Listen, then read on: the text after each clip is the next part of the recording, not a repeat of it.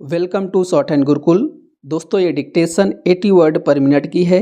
10 minute की रहेगी। Start होगी 5 सेकंड के बाद।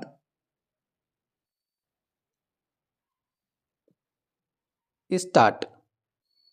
उपाध्यक्ष महोदय, मैं मानती हूँ कि बहुत से जो हमारे भाई हैं उनकी ओर से शिकायतें आई हैं और यहाँ बातचीत चलती रहती है कि हम अपने इलाके में सफाई बंद कर देंगे, परंतु यह विषय स्वायत्त शासन संस्था के सहयोग से नहीं हो पा रहा है जैसी कि हमें आशा है, और मैं समझती हूँ कि राजनीतिक दल स्वास्थ्य के विषय में ध्यान रखते हैं, क्योंकि यह मानवता के लिए बहुत आवश्यक है और इसमें राजनीति का कोई रंग नहीं आना चाहिए, ऐसी मेरी आशा है।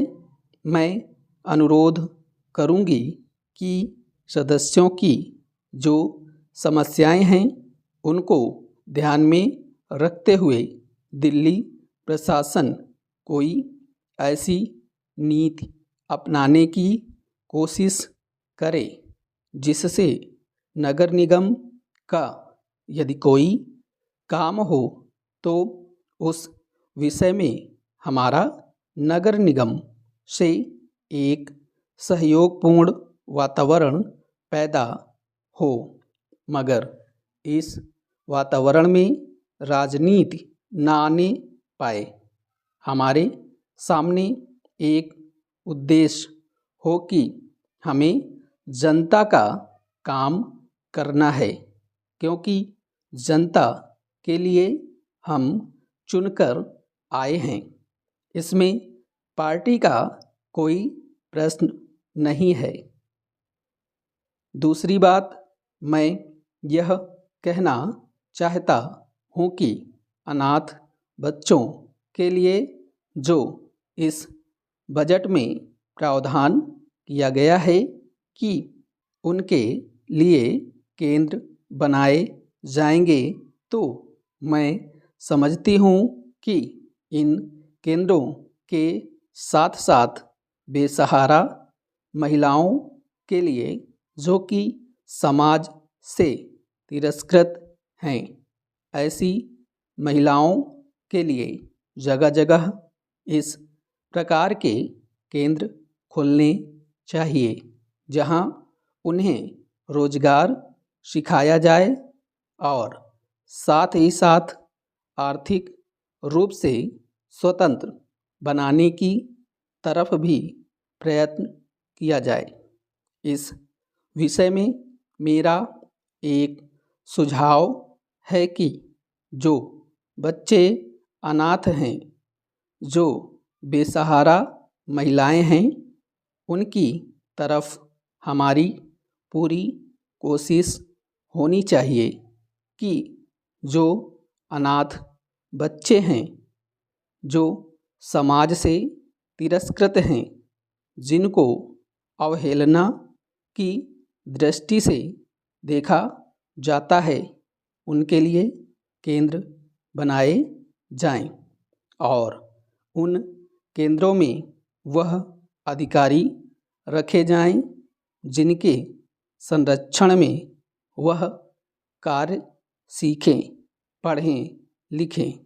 यदि इसमें बाहर के सदस्य हों तो वे ऐसे होने चाहिए जिनका जीवन सरकारी सेवा में ही बीता हो।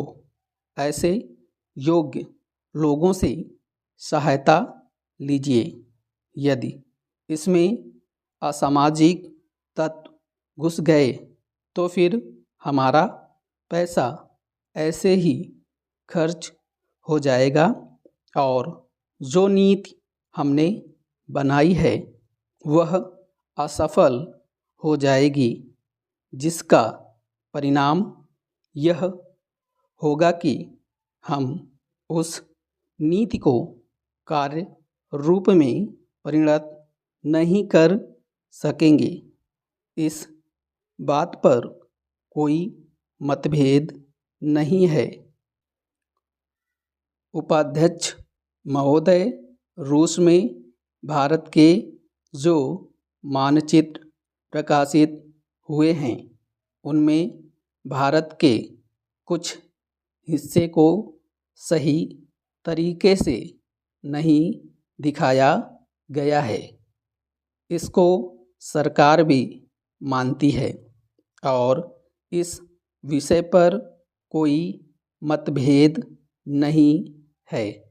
प्रश्न यह है कि अगर किसी देश ने हमारे देश का गलत मानचित्र प्रकाशित किया है तो एक सरकार के रूप में भारत सरकार का जो कर्तव्य है उसने उसको निभाया है या नहीं, और अगर निभाया है तो किस प्रकार से निभाया है।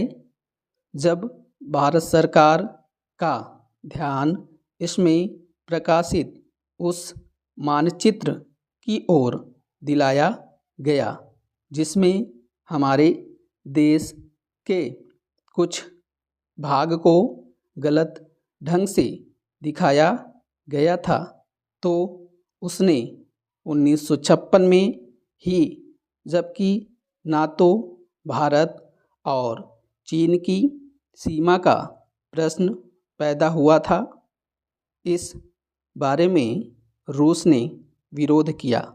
इसके बाद भारत सरकार ने लगातार 4 बार रूस सरकार से लिखित रूप से विरोध किया कि हमारे मानचित्र को ठीक से नहीं दिखाया गया है। जिस मानचित्र को लेकर यह चर्चा हो रही है, जब उसकी ओर भारत का ध्यान गया तो उसने जून, जुलाई और अगस्त में लगातार 3 बार अपने राजदूत के माध्यम से और रूस के जो अधिकारी हमारे देश में आए उनसे बातचीत करके रूस का ध्यान इस ओर आकर्षित किया कि उसने इस देश का मानचित्र ठीक नहीं दिखाया है। प्रश्न यह है कि जिस मानचित्र के बारे में हम चर्चा कर रहे हैं उसके बारे में हमें चिंता होनी चाहिए या नहीं। मैं समझता हूँ कि अगर दुनिया का कोई भी देश हमारा मानचित्र सही ढंग से नहीं दिखाता है तो स्वाभाविक रूप से देश को उसके बारे में चिंता करनी चाहिए। हम अपने कर्तव्य से नहीं चूक सकते हैं, लेकिन जहाँ तक इस चर्चा का संबंध है, मैं माननीय सदस्य की प्रशंसा करता अगर वह उन समस्त देशों का जिक्र करते और निंदा करते जिन्होंने हमारे मानचित्र को गलत ढंग से दिखाया है। उदाहरण के लिए पाकिस्तान को शिकायत है कि उसके मानचित्र को केवल रूस, इराक और मिस्र ने ही नहीं बल्कि अमेरिका ने भी गलत दिखाया है।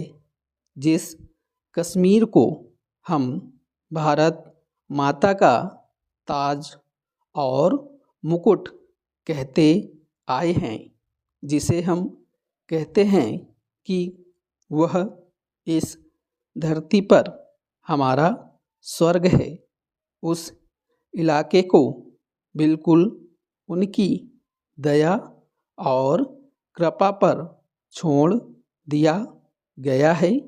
यह बात उत्साहवर्धक नहीं है। स्टॉप।